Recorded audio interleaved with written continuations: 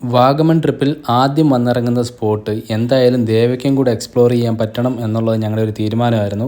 അതുകൊണ്ട് തന്നെ ഞങ്ങൾ ആദ്യം ചൂസ് ചെയ്തത് KPM ഫിഷ് ഫാമാണ്. വാഗമൺ പ്ലാൻ ചെയ്യുന്ന നിങ്ങൾക്കും ആദ്യം ചൂസ് ചെയ്യാൻ പറ്റുന്ന ഒരു സ്പോട്ട് ഉപ്പൂത്തറയിലുള്ള ഈ ഒരു KPM ഫിഷ് ഫാം തന്നെ ആയിരിക്കും.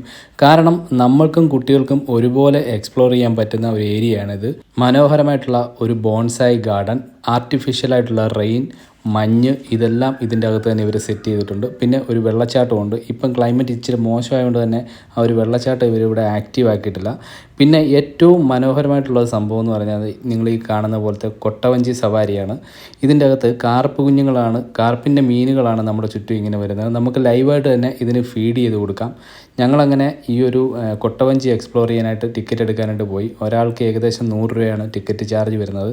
നമുക്ക് ഈ KPM ഫിഷ് ഫാമിലോട്ടുള്ള എൻട്രി എന്ന് പറയുന്നത് 50 രൂപയാണ്. ഫിഷ് ഫീഡിങ്ങിനും കാര്യങ്ങൾക്കും ഒന്നും സെപ്പറേറ്റ് ചാർജ് ഒന്നുമില്ല. ഈ കൊടുക്കുന്ന 100 രൂപയ്ക്കകത്ത് തന്നെയാണ് ഫിഷ് ഫീഡിങ്ങും ഇൻക്ലൂഡായിട്ട് വരുന്നത്. അങ്ങനെ സേഫ്റ്റി ജാക്കറ്റും കാര്യങ്ങളൊക്കെ ഇട്ട് ഞങ്ങളൊന്ന് വെയിറ്റ് ചെയ്തിരുന്നു. ഓരോ ആൾക്കാർക്കും ഒരു 15 മിനിറ്റ് ആണെന്ന് തോന്നുന്നു ടൈം.